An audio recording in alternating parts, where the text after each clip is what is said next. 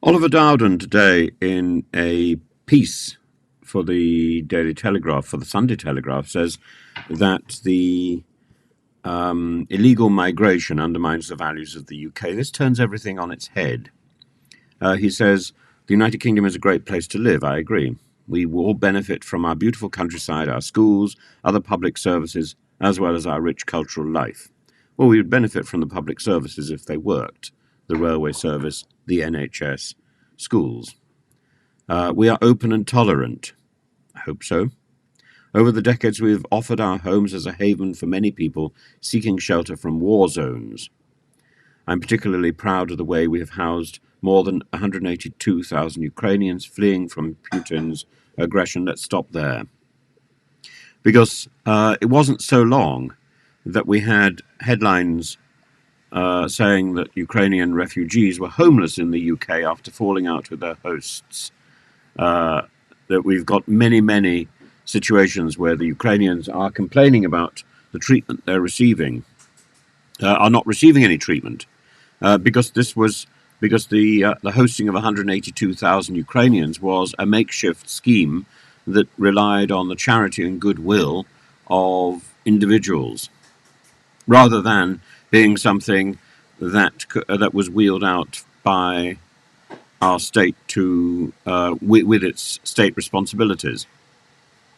It was a cack-handed system, and it's fallen foul of cack-handed instincts because it wasn't tied up together.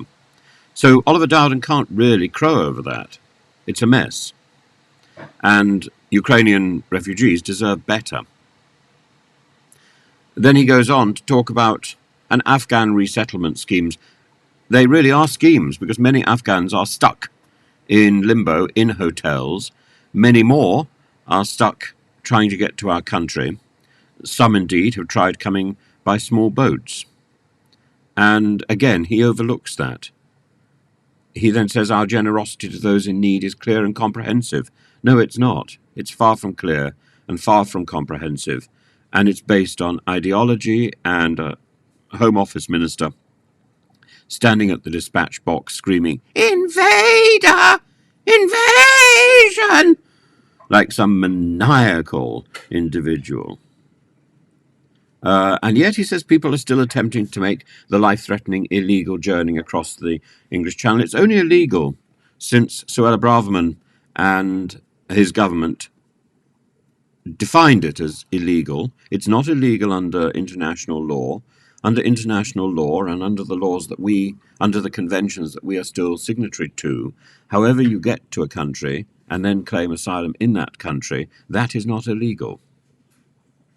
So, yes, that crossing over the Channel is now defined under British law, under the Nationalities and Borders Act, which became law in late November, as illegal. But early in November, in fact, a few days before it was law, suellabraverman was in front of a select committee, and she was asked by Tim Lawton, who's a Conservative member, how a hypothetical African migrant, a boy, could journey from Africa and claim asylum in the UK when there were no safe and legal routes for him to do so.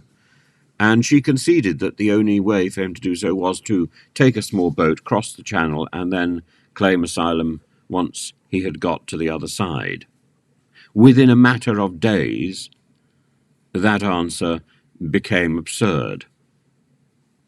And yet it was suellabraverman who advanced it, suellabraverman who conceded that that was a viable route. And this is the same suellabraverman who can barely answer a question in select committees because she is busy scraping from one page to another, trying to look as if she knows what she's doing, but lazy because she hasn't mastered her brief. I have very little sympathy for people who cannot be bothered to master their brief and who are too lazy to actually get their work done. And a lot of that defines the present Home Office, with its huge backlog and its inappropriate response to both migrants and to people who are living in our country.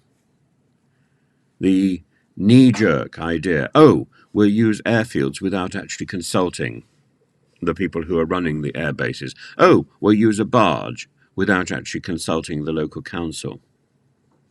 Oh, we'll have tents. It's one thing after another, because our country is dominated by lazy ministers who think that a slogan or an article in the Sunday Telegraph is going to command respect. It doesn't command respect. It gets torn to pieces. It gets inspected and is found wanting. I've only looked at the first 3 paragraphs of this rubbish by this second-rate minister. Second-rate minister? Why do I know he's a second-rate minister? Because he was the minister for culture, for digital culture, media and sport, and he didn't do anything during that time either. Second-rate minister. I stand by what I say.